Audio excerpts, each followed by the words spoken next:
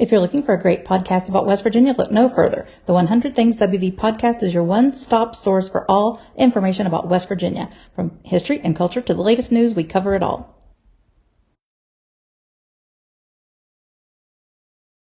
Hey, I'm Melody, and welcome to 100 Things West Virginia podcast. This is a spinoff of my 100 Things to Do in West Virginia Before You Die book that's coming to you later this month. So excited for that. This is season 1, episode 3. And I'm so excited to have one of my great friends. We've been friends since I think I've been 11 or 12 years old, Mike Gooden. So he's known me since the really awkward days. I'm probably still really awkward, but like we've known each other for a really, really long time. So can you tell us a little bit about yourself? Introduce yourself.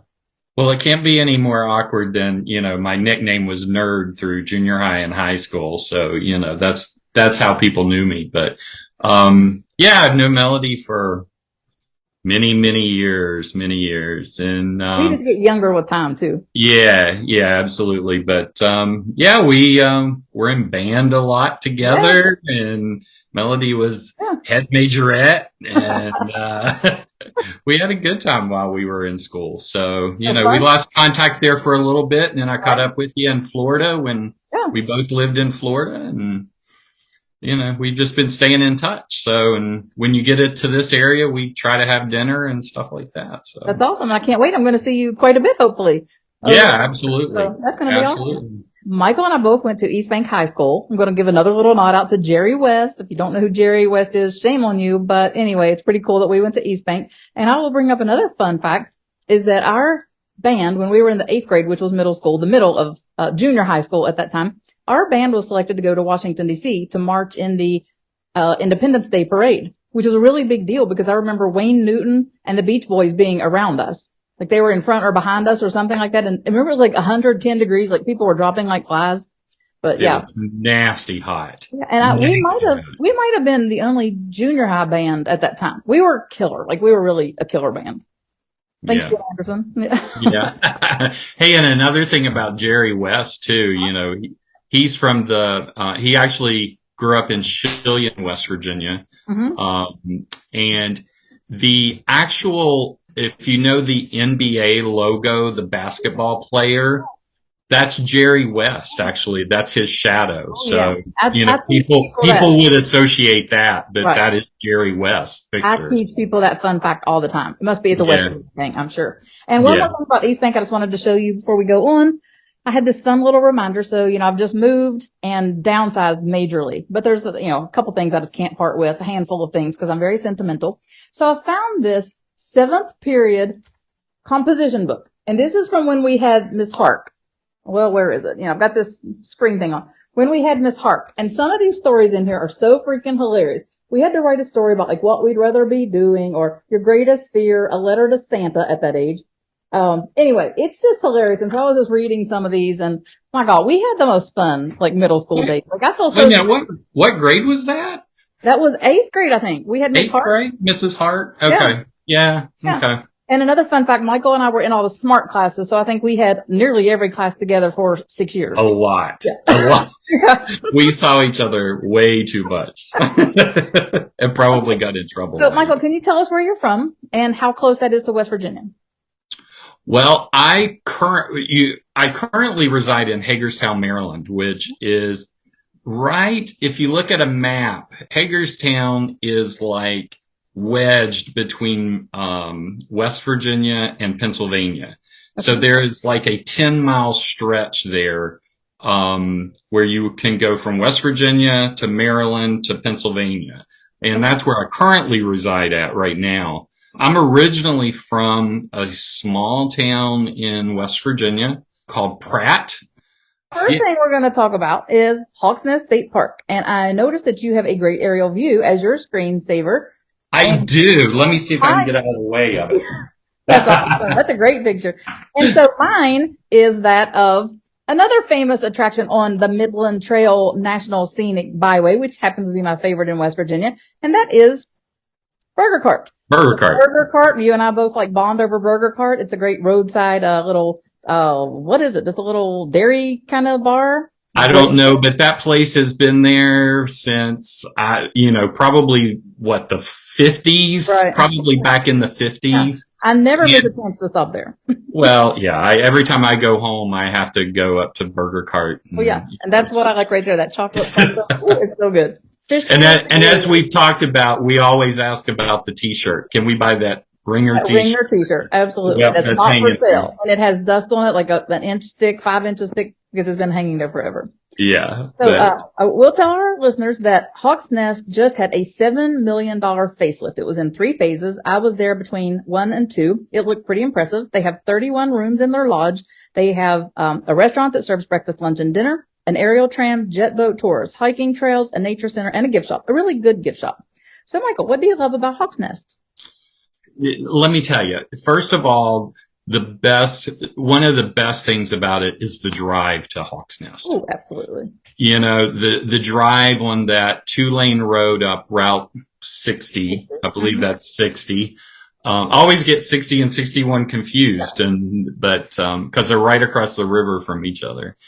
That, trip up Route 60 is beautiful. It goes up through Golly Bridge and you just keep going further up. And what makes it so beautiful is along the way, you can kind of stop, and there's places to stop along the side of the road that have these tremendous waterfalls that are coming off of the mountains. Yes. And it is absolutely the most beautiful drive to go up through there. And winter is not always the best season to be in West Virginia, but when those waterfalls freeze, there is something about the way that it looks.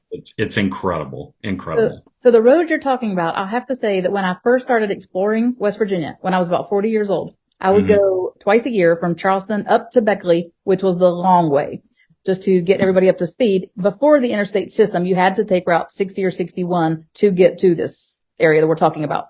So now, of course, it's just called taking the back roads. So we take the back road, which is Route 60, and you do pass these beautiful waterfalls and just cute little roadside attractions. And you also pass Canal Falls, which is absolutely just breathtaking. I think that's one of the prettiest sites with its rusted, I don't know what kind of building that was or what kind of It's actually a water plant. It's just the brick building that sits right there.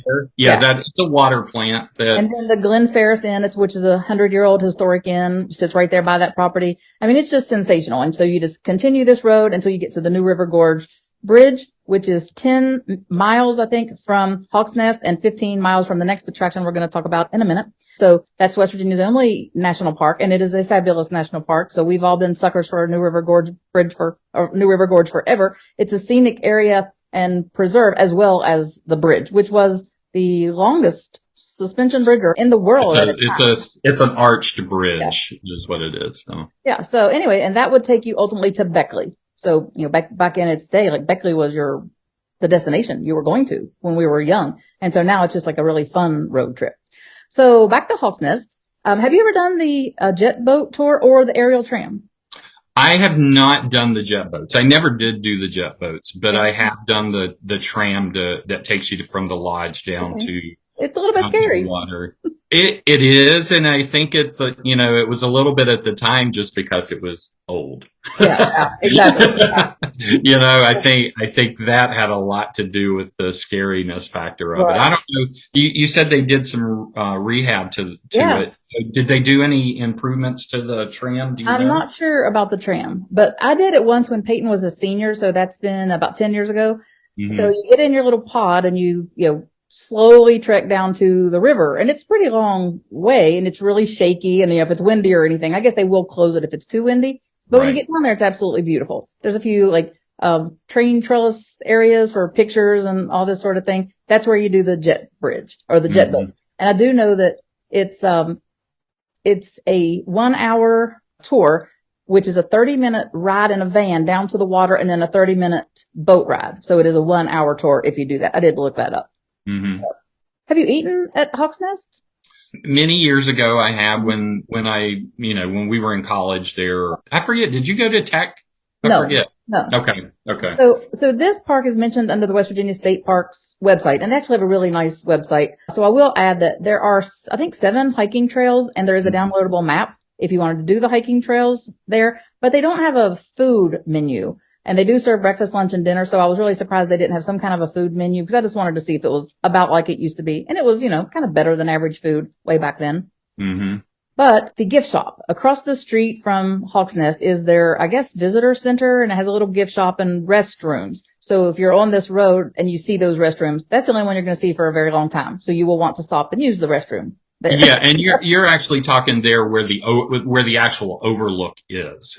Yes. Correct. Yeah. Right.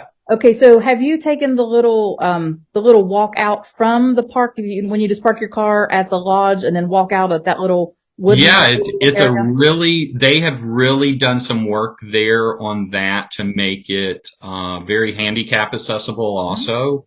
Everyone can go out and enjoy that. There are some steps, and they didn't, I don't think, create a ramp to get down to the actual, like where you're right on the ledge. But from the observation deck up, where the walkway comes into it, you can still see everything. And basically it's this view behind. Yeah, so if you want that great picture, you just stop there and walk out. And it's just a short hike. I think that's probably like anybody could do that hike. Yeah, you're there within 5-6 minutes. It's not a big torturous walk or anything like that. And while you're there, they have some, I don't know what you call them, magnifiers where you can look down, and you can look down to where the jet boats are and where the tram comes down the mountain and stuff from the lodge. So I wonder if that costs $0.25 now or if it's like 50 cents, or is it $1? You know what? I don't know, but the next time I go by there, I'm going to have to check that out. It used to be $0.25, and with inflation, it probably is more. But I went on a road trip in 2021, and I took my dad. And my dad had not been up in that area forever, but he used to work at Appalachian Power up there in Glasgow, or near Glasgow. So took him on this road trip. We walk out there to that overlook, and I'm doing like a Facebook Live. We're just talking about the scenery and everything. So as soon as I turn it off, my dad starts telling me every true terminology for everything we're seeing. This is the name of this, and this is this, and this is that mountain, and all this sort of thing. And I'm like, how do you know that? And he said, I learned that in school. Okay, that was 70 years ago. Yep, absolutely. So one of the things that the state park website mentions is that this is one of the most challenging whitewater boating waterways in the United States, which is the water right there that you're seeing.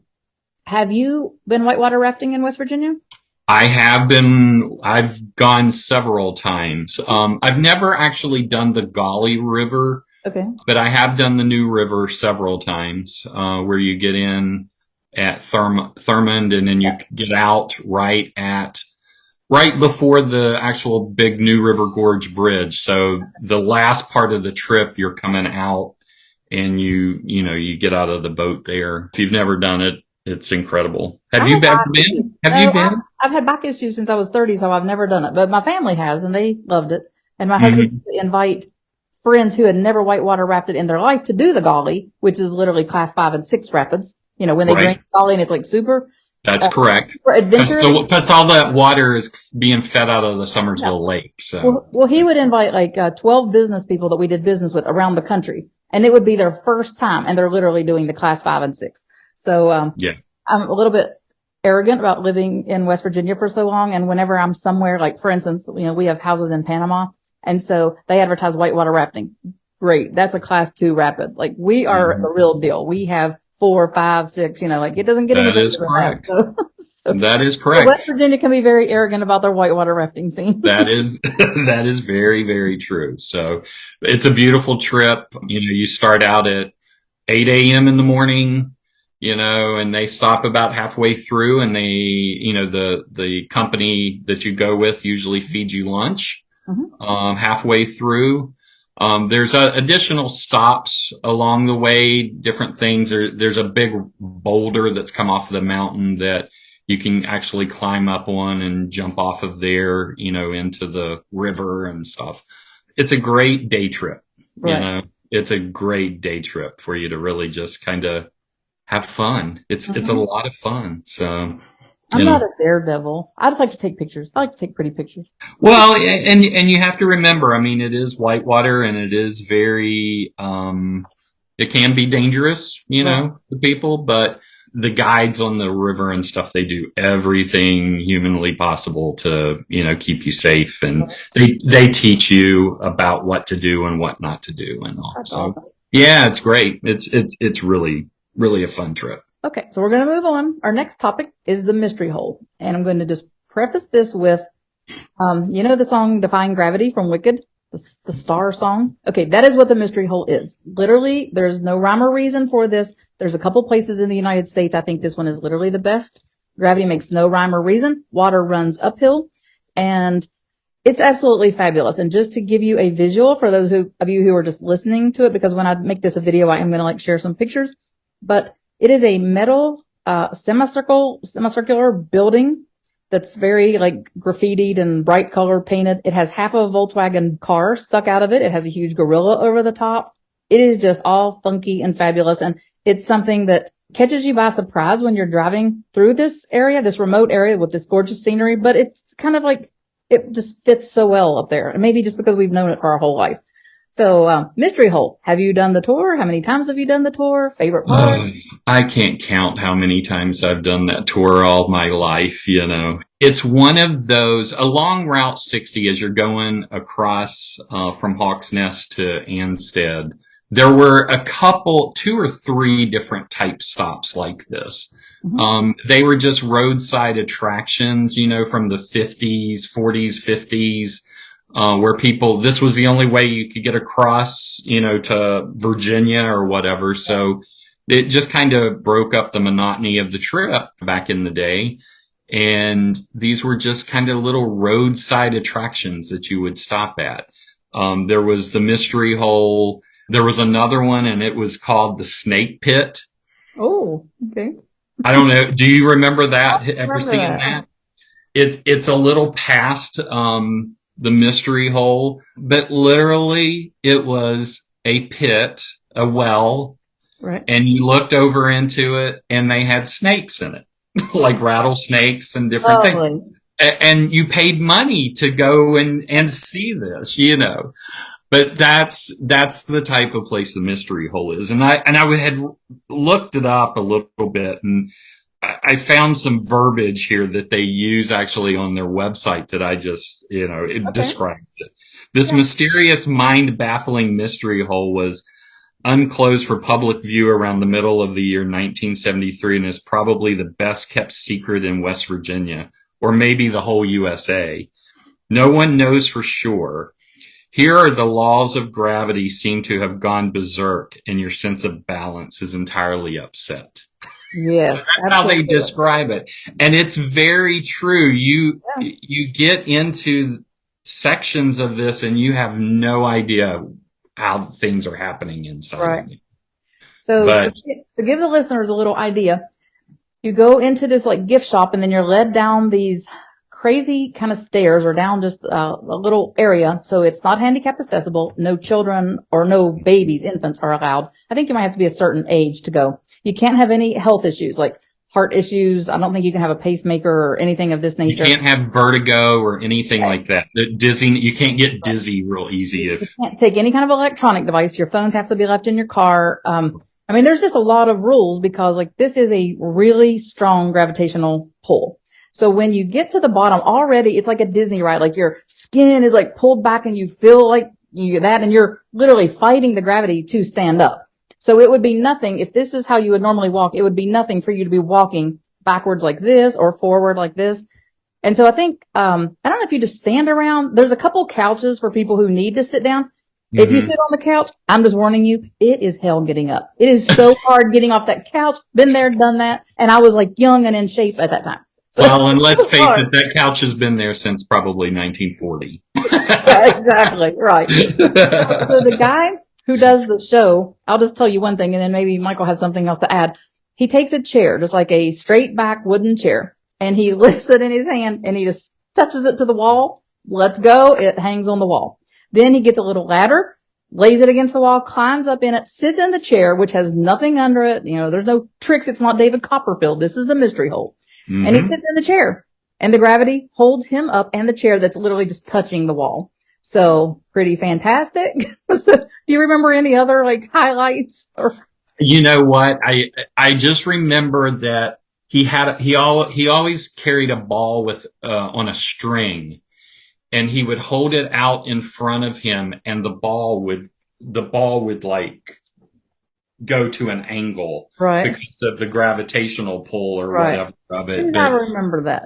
yeah, I do remember him doing that. But it's a short little tour. It doesn't take very long to do it. 15 minutes. Yeah. $10, But 15 minutes. it's just one of those unique West Virginia experiences that Right. everyone should at least experience once in their lifetime if they're traveling through. So, They really need just like somebody dressed in a Yeti costume to get selfies with, and it would be like really perfect. well, they do. Yeah. Oh, okay, perfect.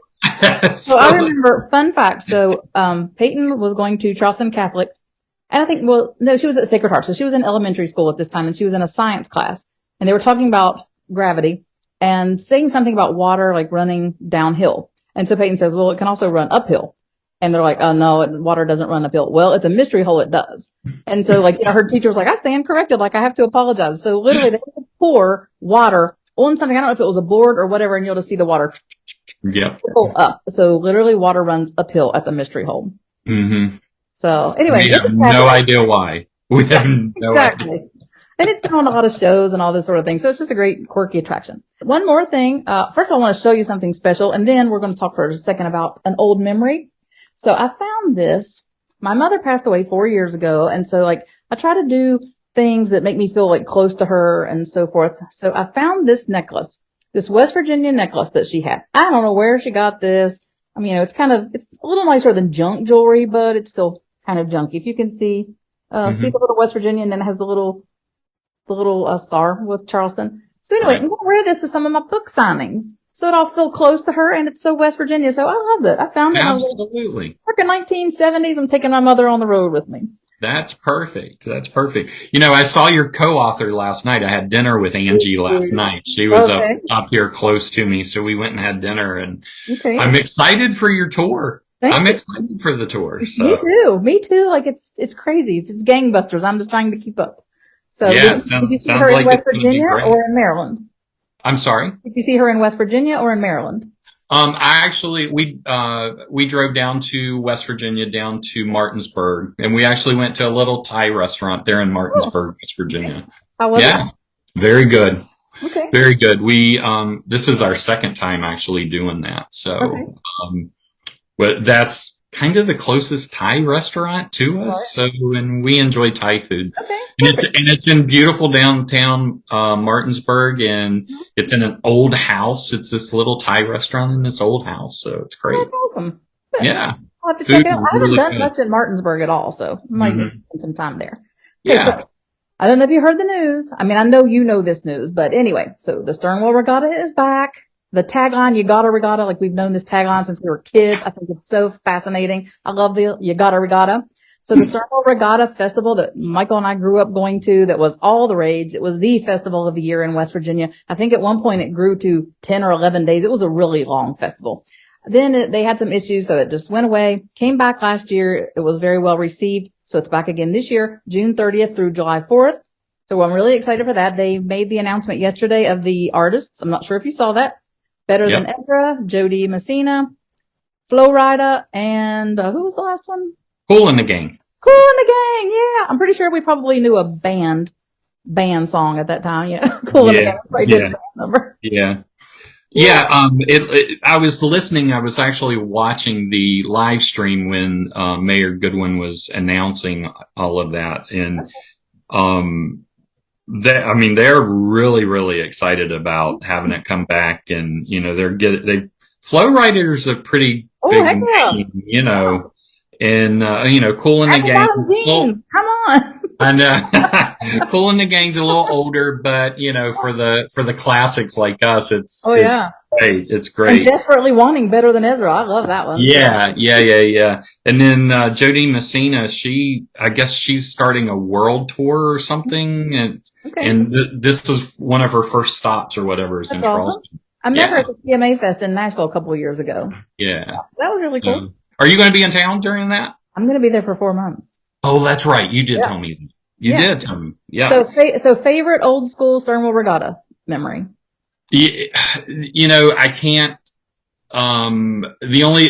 The biggest one that I can remember is Gloria Estefan in Miami, now That's Michigan. always mine. That's always I mean, my favorite one, too. that's the one. I mean, because they had what 50,000 people there or something. Yeah. It was like 2 or 3 times what they normally had. It was I mean, you could not move on that boulevard anywhere. And that's like right after conga came out. So like, at that time for all you young people, there were not like 50 genres of music. There was mainstream and just a little bit away from it. So whenever you were a number one artist, you were the number one artist. So that would be kind of like maybe similar to seeing like Taylor Swift, like as many fans as she had, like, Gloria Estefan had that many fans. And fun fact, in Vero Beach, like she owns that hotel in my old town. So yeah, saw her there, but she did a lot of pop-up events and all this sort of thing. So right.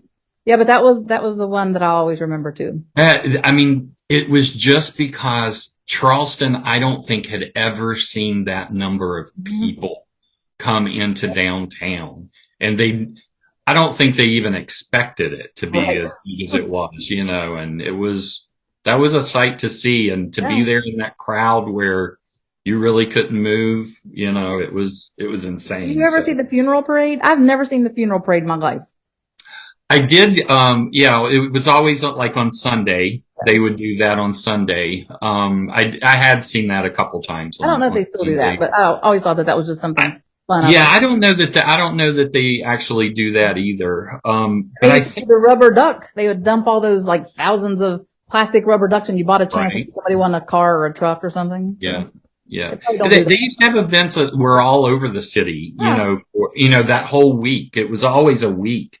But I guess it's only going through July the 3rd.